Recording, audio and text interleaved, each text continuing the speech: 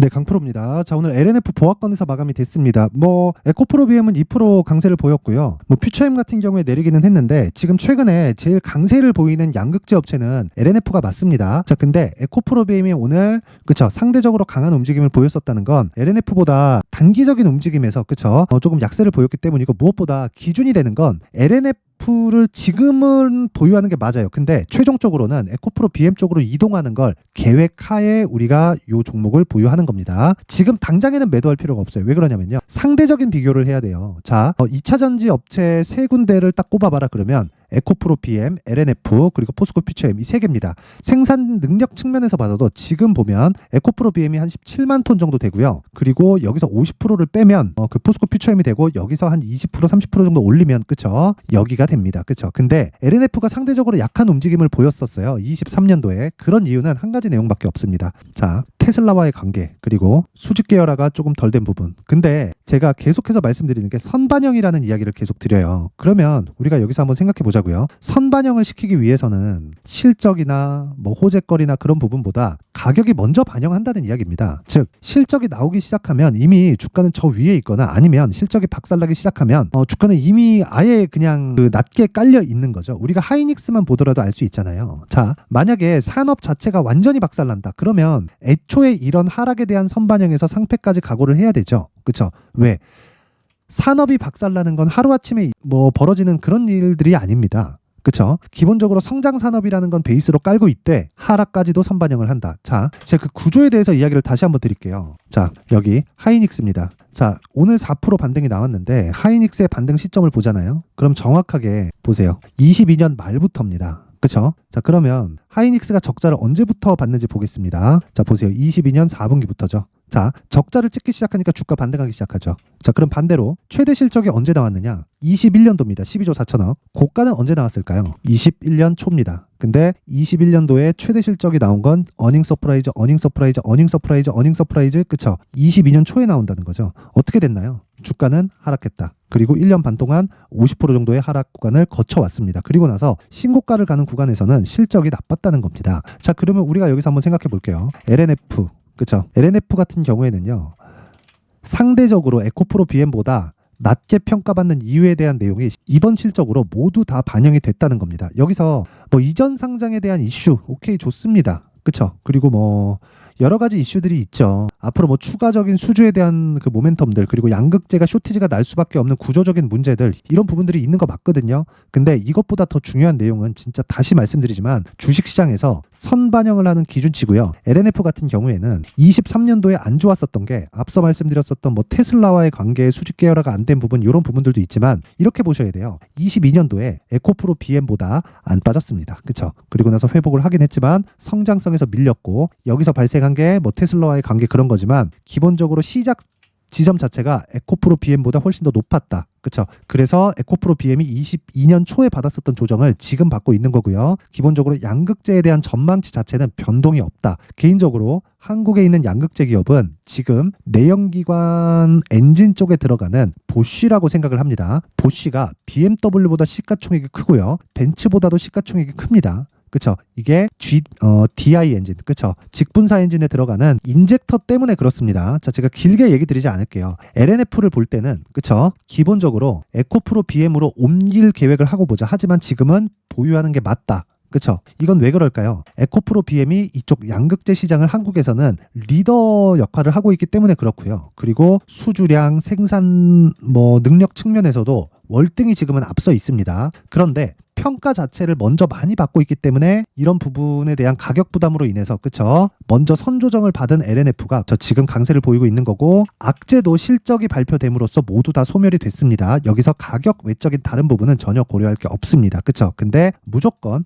단기적으로 보자. 단기적으로 보고 내가 에코프로 BM 그리고 에코프로 머티리얼즈 쪽으로 이동하자. 여기까지가 오늘 핵심 내용입니다. 자, 그러면 가격에 대한 부분이 가장 중요한데 그 가격에 대한 부분을 이야기 드리기 전에 제가 여기 기본적으로 선반영하는 그 내용에서는 무조건 신고가 매매를 해야 됩니다. 그래서 그 신고가 매매가 어떤 식으로 진행되는지 그 내용에 대해서 확인을 하고 갈게요. 옆에 보이시는 화면은 강프로의 무료 소통방이고요. 지금 현재 1월 달에 제가 원래 1000분에서 2000분까지 입장인원을 늘렸습니다. 그래서 지금 한 300분 정도 자리가 남았고 나왔고 특징점은 두 가지가 있습니다. 첫 번째, 무료로 진행한다는 점이 있고요. 두 번째, 신고가 매매만 진행한다. 그쵸? 자, 제가 LNF를 보유하면서 에코프로 머티리얼즈도 함께 보유해야 된다고 이야기를 드렸었는데, 그쵸? 에코프로 머티리얼즈가 신고가 종목이기 때문에 그렇습니다. 자, 그러면 에코프로 머티리얼즈 말고 다른 신고가 종목은 어떻게 진행되는지 그 내용에 대해서 한번 확인해 볼게요. 자, 여기 보시면 1월 18일 오늘입니다. 여기 이스트 소프트, 그쵸? 그리고 알테오젠, HLB 이렇게 나와 있죠. 자, 내용 한번 확인해 볼게요.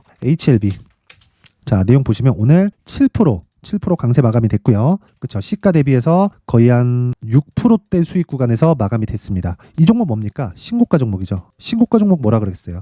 가격이 먼저 반영한다. 가격이 먼저 반영하는 기준치는 뭐라 그랬나요? 앞으로 좋을 부분이다. 그쵸? 우리는 정보를 먼저 습득해서 그거를 우리가 파악할 수 있다? 파악할 수 있겠죠. 근데 정보가 양질의 정보인지 아닌지는 그때 가봐야 알 수 있는 거고, 정보에 의존하다 보면 정보가 안 들어오면 끝납니다. 그렇기 때문에 기본적으로 가격에 대한 이해가 필요한 거예요. 그 가격에 대한 이해를 했을 때 신고가 매매를 할 수 있다는 거고, 그 신고가 매매의 기준을 따라갔을 때, 그쵸? 오늘, 그쵸? 이 HLB 같은 시장가 매수, 그쵸? 시가, 그쵸? 8시 54분에 시장가 매수하라는 건 시가 체결시키라는 겁니다. 그래서 제가 이야기를 계속해서 드렸던 거고, 그런 결과가 오늘, 그쵸? 거의 한 7% 정도의 수익 구간에서 끝났다는 겁니다.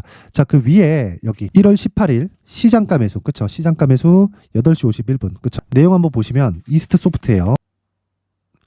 자, 내용 보시면 오늘 17% 강세 마감이 됐죠. 이 종목 뭐예요? 신고가입니다. 그쵸? 하루에 몇 프로 수익입니까? 시가 마이너스 3%, 그쵸? 고가 17%, 그쵸? 길게 말씀 안 드리겠습니다. 신고가 종목에서 지속적으로 이런 수익이 나오고, 올려서 보더라도요. 자, 보세요. 대한해운, 그쵸? 대한해운 보더라도 어제 어떻게 나왔습니까? 1월 17일, 그쵸? 1월 17일 대한해운 시장가 매수 정확하게 장 시작 전이죠. 시가에 그냥 넣으라는 겁니다. 어때요? 지금 17% 강세 마감이 됐다. 자, 제가 길게 말씀 안 드릴게요. 신고가에 대해서 이해를 하지 못하면 주식시장에서 나만의 수익 모델을 만들지 못한다. 그쵸? 제가 오늘 몸이 좀 안 좋아서 조금 더 디테일하게 말씀을 드려야 되는데 여기까지만 말씀을 드리겠습니다. 기본적으로 신고가 그리고 선반영 구조에 대해서 이해하자. 그리고 그런 부분을 소통방에서 계속 진행을 하고 있습니다. 자, 길게 말씀 안 드릴게요. 제가 소통방의 특징점 두 가지라 그랬죠. 신고가 매매만 진행을 하고요. 그리고 무료로 진행을 한다. 그쵸? 무료로 진행하는 이유는 채널 성장의 목적이라서 그렇고요. 채널 성장을 위해서 구독과 좋아요 꼭 좀 부탁드리고, 상단에 있는 전화번호로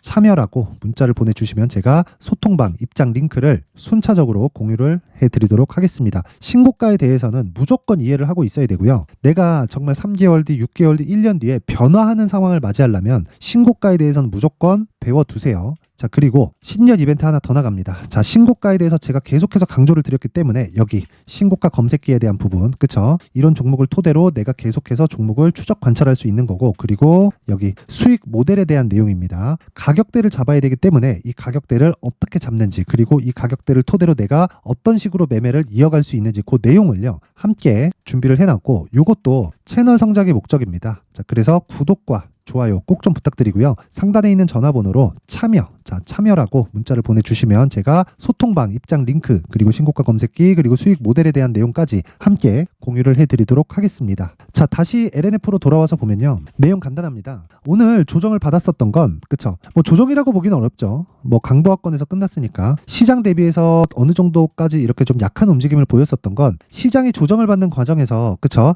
LNF는 거의 조정받은 폭이 없었기 때문에 그렇습니다. 물론 지난 주가의 움직임을 보면 LNF가 훨씬 더 약한 가격대에 있는 게 맞죠. 그런데 이렇게 생각을 해보세요. 약한 종목들은, 그쵸? 일부 시장이 반등 구간이나 충분히 빠지고 악재가 소멸되었을 때 약한 움직임을 보일 수밖에 없습니다. 그래서 우리는 강세 종목을 지속적으로 추적 관찰을 해가야 되는 거예요. 근데 2차 전지 양극재 쪽은 기본적으로 쇼티지가 날 수밖에 없는 구조를 갖추고 있잖아요. 최소한 2030년까지는, 빠르면 2027년에서 8년 정도입니다. 그래서 이 증설을 하는 구조를 보더라도 2027년으로 거의 맞춰져 있고, 그 이후에는 2030년까지 생산 능력을 높이는 일종의 뭐 이런 구조가 갖춰져는 있죠. 근데 27년 정도까지가 거의 주가는 피크가 나온다고 보시면 됩니다. 그래서 그때까지는 주가가 계속해서 우상향할 겁니다. 물론 23년도에는 나빴지만, 근데 기본적으로 대장주에 가야 된다는 기준은 지켜야 돼요. 그래서 LNF의 가격대를 잡아서 우리가 이동할 수 있는 가격을 잡자. 그러기 위해서는 가격에 대해서 철저하게 잡아야 되고 그걸 기준해서 보유 전략으로 연결시켜야 되겠죠. 그래야 우리가 매도하고 이동할 수 있잖아요. 그렇죠? 자, 그래서 그 내용을요. 제가 여기 가격 그리고 단기 보유 전략으로 함께 준비를 해놨습니다. 자, 단기 보유 전략은 2주 안에 내가 매도하고 나올 수 있는 부분에 대해서 이야기를 해놨고요. 그리고 무엇보다 2주 안에 매도하고 나오려면 어떻게 해야 돼요? 가격적으로 디테일하게 잡고 가야 된다. 그쵸? 그 내용을요, 여기 20페이지에 걸쳐서 아주 상세하게 내용 준비를 해놨는데, 이 내용을 제가 영상에서 이야기를 드리잖아요. 그럼 너무 긴 이야기가 될 수 있습니다. 그쵸? 그래서 제가 막 한 2시간, 3시간 얘기를 계속 해야 돼요. 그래서 제가 이야기를 드리는 건데, 그쵸? 반드시 신고가를 베이스로 한 단기 보유 전략을 이해를 해야 되고, 그리고 가격적인 전략을 무조건 이해를 하세요. 영상으로 이야기를 못 드리는 점은 시간이 너무 길게 걸려서 그렇고, 이게 오히려 더 낫습니다. 하지만 채널 성장이 목적이라는 점, 이 부분은 반드시 기억을 해주시고요. 이 내용도 구독과 좋아요 꼭 좀 부탁드리고요. 돈 안 받아요. 대신에 구독과 좋아요 꼭 부탁드리고 상단에 있는 전화번호로 숫자 3이라고 문자를 보내주시면 제가 가격 그리고 단기 보유 전략을 함께 공유를 해드리도록 하겠습니다. 자, 항상 긴 영상 봐주셔서 감사드리고요. 그리고 무엇보다 제가 신고가에 대해서 계속 강조를 드리고 있는 만큼, 그쵸? 12월 달부터 제가 계속해서 진행하고 있는 신고가 종목이 있습니다. 자, 근데 그 종목을 어떤 관점에서 얼마에 그리고 이슈에 대해서 어떻게 해석을 했는지 그 내용에 대해서 제가 상세하게 준비를 해놨으니까 영상 끝까지 시청하시고요. 모든 분들이 무조건 이해하시고 성공 투자하셨으면 좋겠습니다. 네, 올 한 해를 뒤돌아보니까 구간별로 큰 수익이 나왔었던 종목들이 꽤 많이 보입니다. 1월 달에는 AI 관련주들이 있었고요. 그리고 2월 달부터는 2차 전지가 계속해서 강세를 보였죠. 자, 그리고 나서 3월 달이 되니까 AI 반도체 관련주들이 신고가를 만들면서 5월 달부터 시세를 큰 폭으로 냈죠. 저가부터 따진다면 한미 반도체와 같은 종목들도 올 한 해 6배 정도의 시세가 나왔습니다. 혹시라도 올해 수익을 보지 못하신 분들이 있다면요. 어떻게 시세가 움직이는지 반드시 익혀 놓으셔야 되고요. 만약에 그런 부분이 아직 준비가 되어 있지 않다면 어중간한 종목들 사고팔고 하지 마시고요. 딱 한 종목에 비중을 제대로 넣어서 확실하게 수익을 보는 방법이 필요합니다. 자, 그래서 제가 23년 12월 달 강프로의 대시세 종목을 준비를 해왔고요. 이 종목은 대기업을 상대로 안정적인 매출 구조를 갖추고 있는 데다가 이 규모가 40%를 넘나들고요. 호황기 때는 50%를 넘나드는 역대급인 이익 구조를 갖추고 있어서 대체 불가능한 기업이라고 보셔야 됩니다. 자, 지금 현재 주요 거래처는요. 삼성전자, 인텔, 하이닉스, TSMC, 엔비디아까지 모든 반도체 업체를 고객사로 확보하고 있는 상황이고요. 이 재무제표 상황을 보면요. 이익률 자체가 넘사벽인 걸 알 수 있습니다. 넘을 수 없다는 거겠죠. 첫 번째 급등 포인트를 보면요. 앞서서 보여드렸었던 실적은요. 23년도 개화 시기에 접어들었었던 AI 반도체 실적이 포함되지 않은 실적입니다. 자, 그런데 올 한 해 개화 시기에 접어들었었던 새로운 반도체의 실적치가 더해지면요. 질적인 성장보다 양적인 증가가 함께 이루어지게 되고요. 그런 부분을 한미 반도체가 이미 시세로 보여줬죠. 저가부터 6배 강세를 보인 상황이 있습니다. 강프로의 무료 소통방이죠. 어떻게 매매를 했느냐. 5월 25일 날, 그쵸? ISC를 49,800원에 매수를 했고요. 자, 그리고 나서 2달도 되지 않아서 한 100% 정도의 수익을 만들어냈습니다. 자, 근데 6월 2일 날 내용 한번 확인해 보시면, 자, 한미반도체 26,000원까지 올려서 잡겠다는 내용이 있죠. ISC와 함께 새로운 반도체 관련 종목입니다. 이때 당시 가격이 25,650원이었는데 그냥 올려서 잡으라는 거겠죠.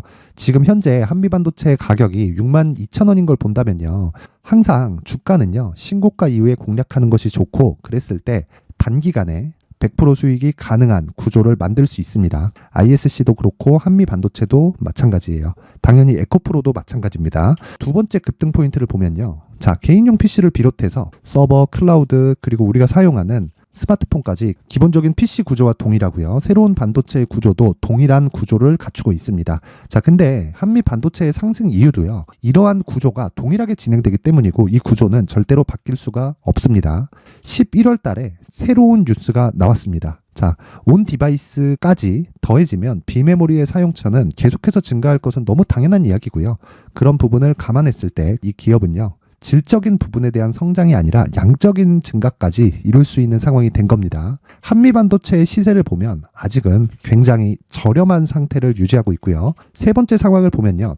엔비디아의 실적인데요. 이건 올해 초 대비해서 4배 정도의 상승폭이 나왔고요. 주가도 그 정도가 당연히 올랐죠. 주식 투자를 할 때는 예상하는 게 아니라 확정치를 보고 매매를 해서 수익을 낼 수 있어야 됩니다. 앞서서 제가 보여드렸었던 내용인 ISC도 그렇고요. 한미반도체도 그렇고 확정된 내용이 있었죠. AI에 대한 개화 시기에 맞춰서 삼성전자와 SK 하이닉스가 강세를 보이는 구간이 있었고요. 엔비디아가 강세를 보였습니다. 삼성전자도 그렇고 하이닉스도 그렇고 엔비디아도 마찬가지고요. 생각해 보시면 세력들이 어찌할 수 없는 정도의 사이즈를 가지고 있는 그런 종목들이죠. 그렇기 때문에 제가 계속해서 이야기를 드리는 겁니다. 확인하는 데는 확정치가 필요하다고요. 엔비디아 실적만큼 확실한 재료가 있을까요? 엔비디아의 실적의 증가세는요. 앞으로 다가올 AI 반도체의 수요 증가가 있을 수밖에 없다는 거고, 그리고 그에 맞춰서 단가는 폭증하고 있는 상황인 게 엔비디아의 실적을 보면 알 수 있고요. 그리고 삼성전자와 SK 하이닉스로 연결이 되고요. 그래서 한미반도체가 올라온 그런 상황입니다. 한미반도체만큼 추가적으로 상승할 수 있는 종목이 있다는 게 하이닉스를 포함해서 삼성전자의 시세 그리고 엔비디아의 실적을 보면 알 수 있고요. 그래서 준비한 4분기 대시세 종목, 내년 초까지 강세를 보일 수 있는 종목을 준비를 해왔습니다. 어렵게 생각하지 마시고요. 기본적으로 신고가 구간에 있는 종목이기 때문에 하락에 대한 저항성은 충분히 갖춰져 있는 종목이고 이미 시세가 시작이 됐습니다. 무엇보다 중요한 건 얼마에 사는 걸 텐데 제가 그런 부분까지 상세하게 준비를 해놨으니까 영상 상단에 있는 전화번호로 대시세라고 문자를 보내주시는 분들에 한해서만 무료로 공개를 하도록 하겠습니다. 매매하는 과정에서 수익이 잘 안 난다 하시는 분들은 이 종목 딱 받아가서 큰 수익 내셨으면 좋겠습니다.